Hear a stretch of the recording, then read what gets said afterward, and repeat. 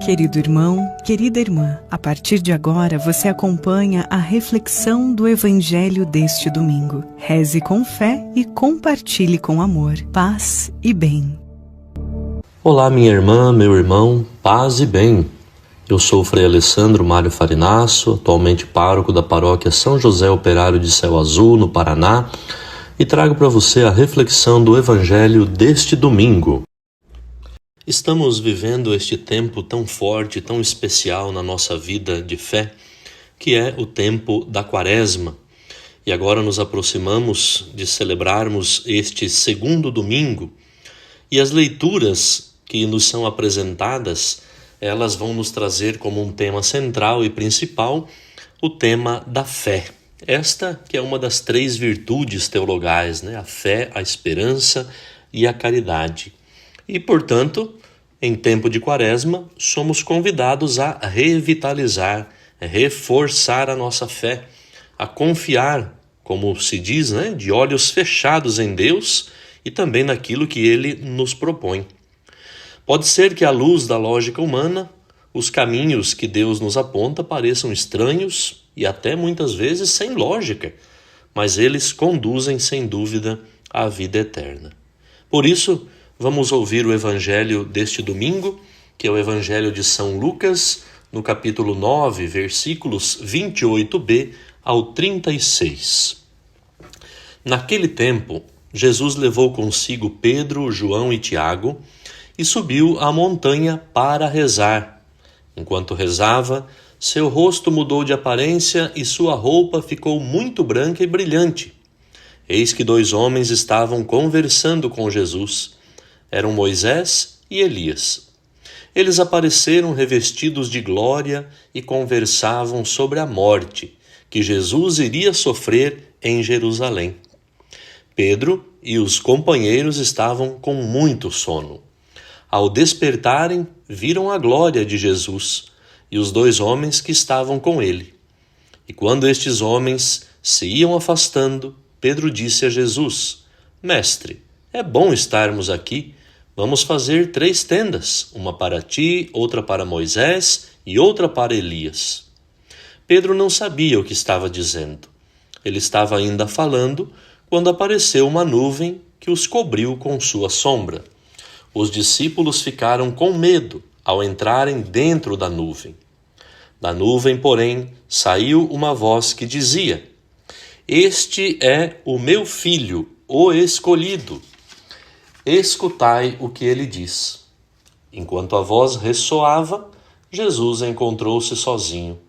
Os discípulos ficaram calados e naqueles dias não contaram a ninguém nada do que tinham visto.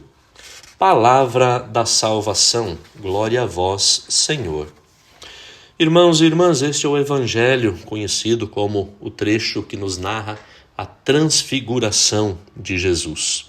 Mas junto deste Evangelho nós também temos as leituras. A primeira leitura, que é do livro do Gênesis, no capítulo 15, que vai nos apresentar o patriarca Abraão, o modelo daquela pessoa que acredita, que crê. Abraão confiou plenamente em Deus, mesmo quando as promessas de Deus pareciam não serem verdadeiras, e não saiu enganado.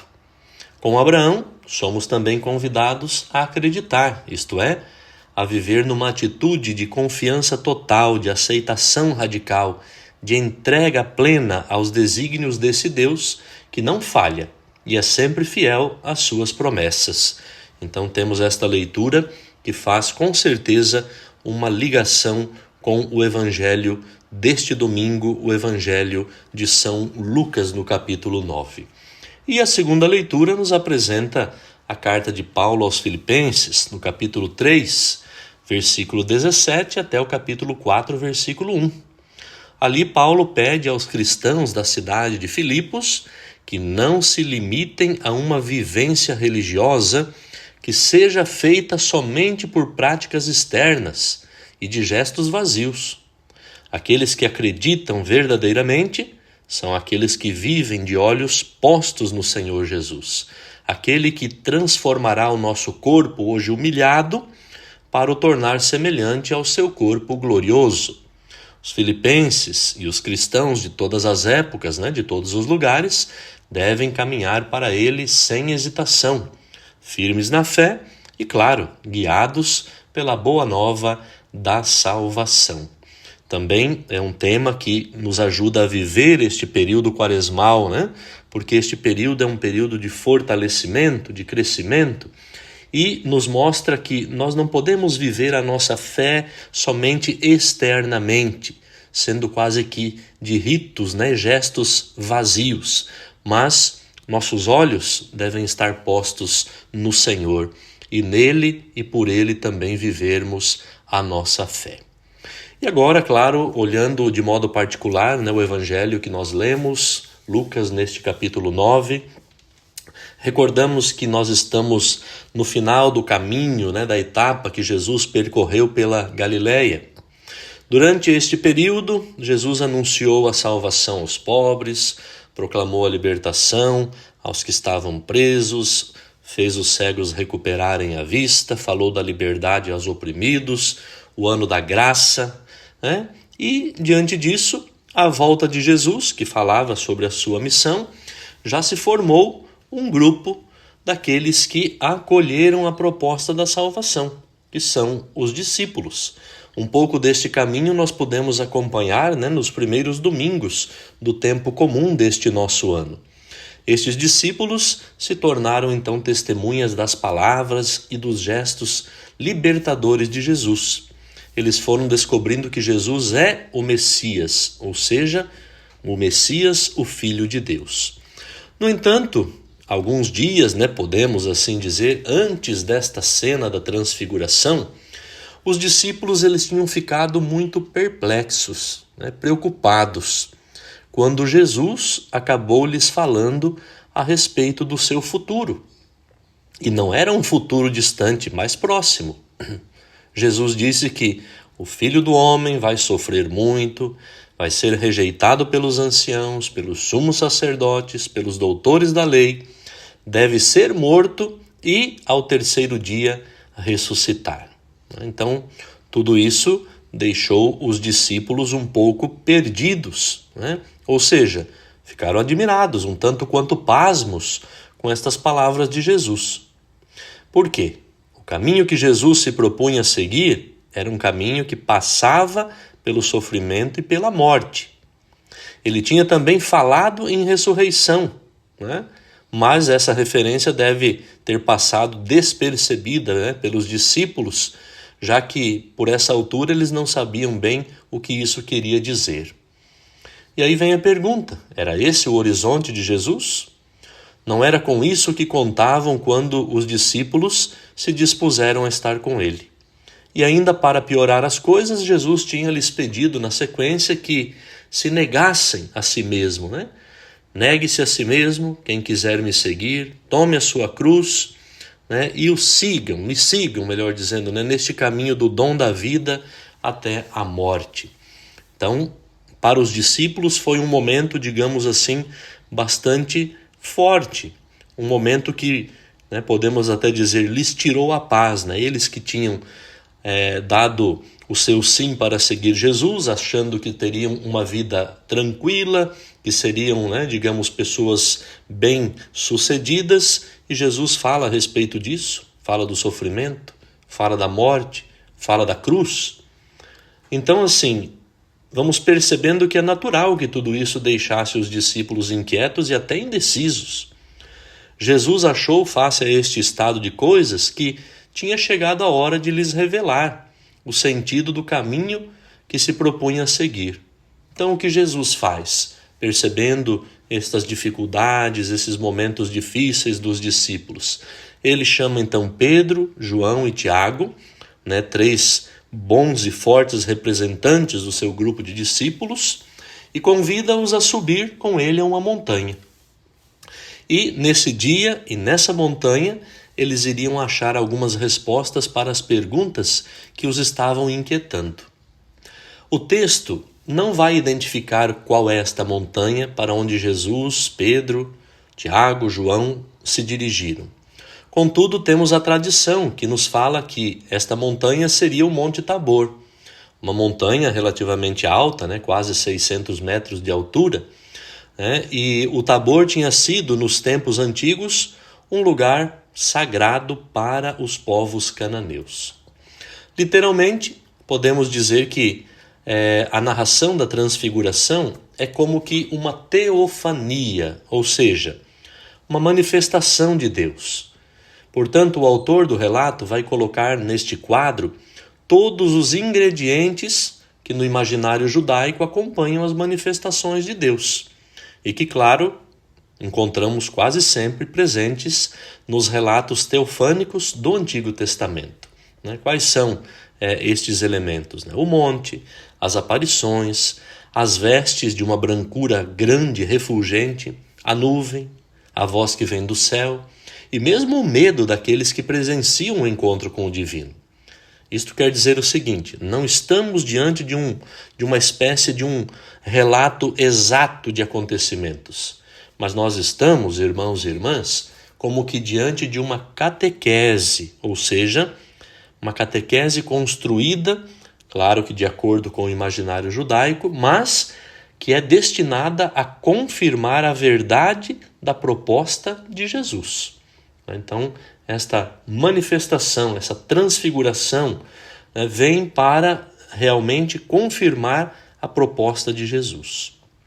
Assim, Jesus, acompanhado de Pedro, Tiago e João, vai até esta montanha, lá sobem, e recordamos que o evangelista Lucas, ele é o único dos 4 evangelistas a introduzir no relato da subida à montanha o tema da oração.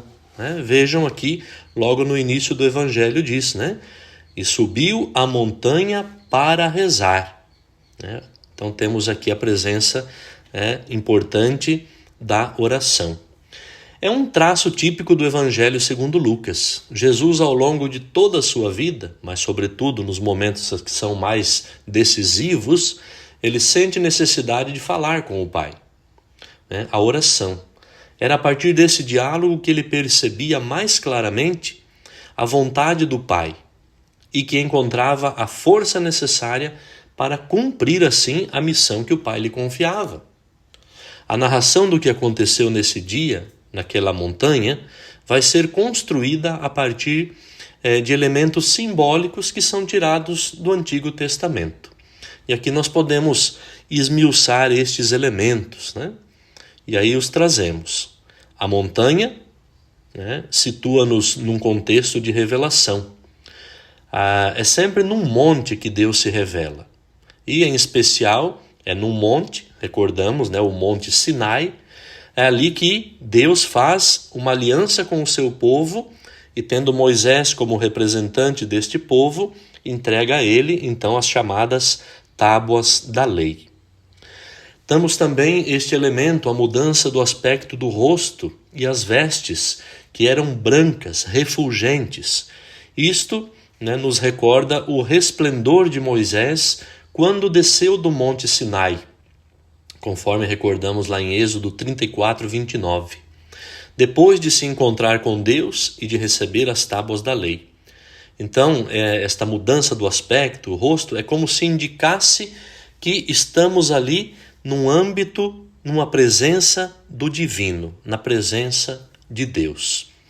Também temos a presença de Moisés e Elias, 2 figuras do Antigo Testamento que aparecem no cenário da transfiguração de Jesus. E eles representam para nós a lei e os profetas, que anunciam Jesus, que permitem entender Jesus. Além disso, eles são personagens que, de acordo com a catequese judaica, deviam aparecer no chamado Dia do Senhor, quando se manifestasse a salvação divina. Então temos a presença aí de Moisés e Elias. Também Lucas é o único dos evangelistas a nos dizer que Moisés e Elias falavam a respeito da morte, como nós vimos no Evangelho. Eles apareceram revestidos de glória e conversavam sobre a morte que Jesus iria sofrer em Jerusalém. Então esta morte é como que um êxodo, né? Ou seja, falavam da morte de Jesus que ia consumar-se em Jerusalém. Por que esta palavra êxodo? A palavra êxodo aqui utilizada por Lucas cumpre duas funções. Ela alude à saída, né, dos hebreus, do povo hebreu do Egito, rumo à liberdade e à vida nova, por um lado, e por outro lado é uma espécie de um eufemismo, ou seja, uma figura de linguagem que era frequentemente usada para falar da morte. O que naquele dia se passou, naquela montanha, é para o quê? Para ajudar os discípulos a entender que a morte próxima de Jesus, a sua passagem para o Pai, irá completar o antigo êxodo e proporcionar a libertação definitiva do povo de Deus, né? A ligação, então, que é feita aqui. Outros elementos compõem o cenário da catequese sobre a transfiguração. Por exemplo, o sono, né? O sono dos discípulos é um sono simbólico, ou seja, eles dormem porque não querem entender que a glória que um dia chegará, né, a glória de Jesus, a glória do Messias, tenha que passar pela experiência da cruz e da entrega da vida. É como se eles dormissem, né, para não justamente ter que enfrentar aquilo, né, não se deparar com aquilo. Também temos as tendas, né, que Pedro se propõe construir. Elas significam que os discípulos, eles não queriam ir embora do monte, da montanha. Eles queriam permanecer ali, naquele momento bom, naquele momento de revelação gloriosa, de festa, ignorando o destino de sofrimento de Jesus, né? Para eles seria excelente se tudo permanecesse ali como estava, mas Jesus tinha que enfrentar o sofrimento e a dor. Também o aspecto do medo, que toma conta dos discípulos, é a reação habitual do ser humano diante da manifestação da grandeza, da onipotência e da majestade de Deus. O elemento também que tem ali, né, aparece, a nuvem, por sua vez ela indica a presença de Deus.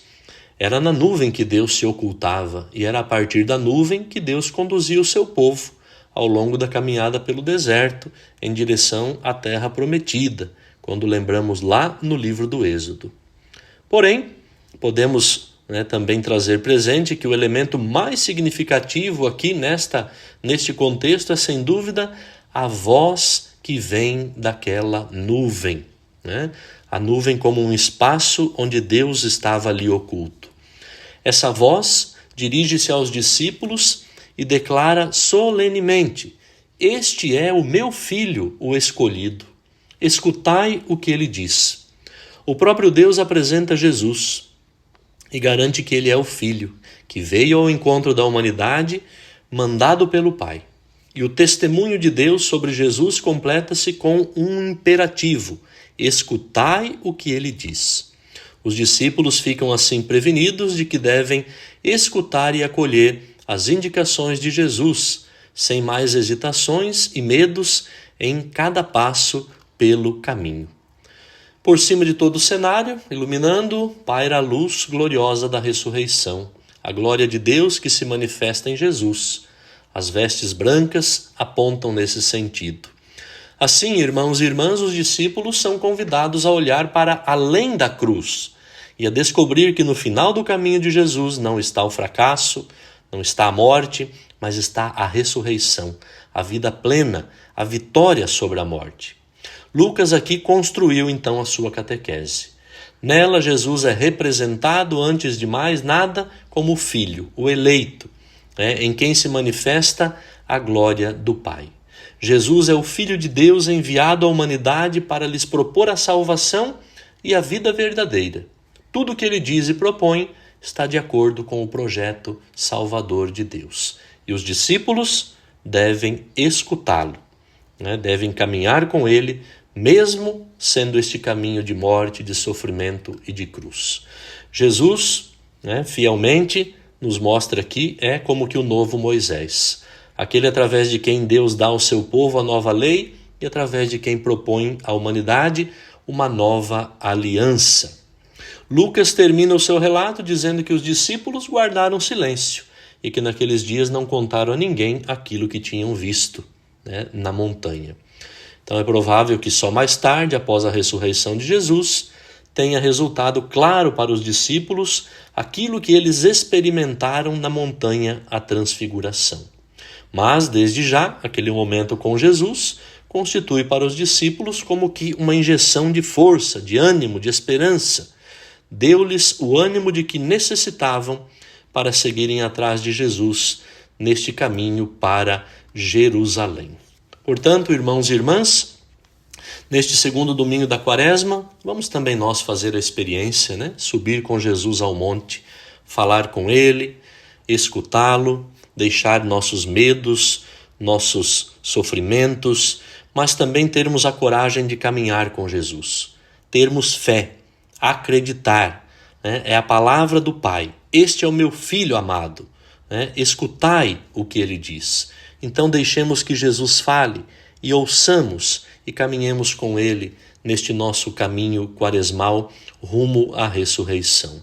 Que o Espírito Santo nos ilumine e nos fortaleça para que verdadeiramente seja um tempo propício de oração, de conversão, mudança de vida, buscando a vida nova em Jesus Cristo.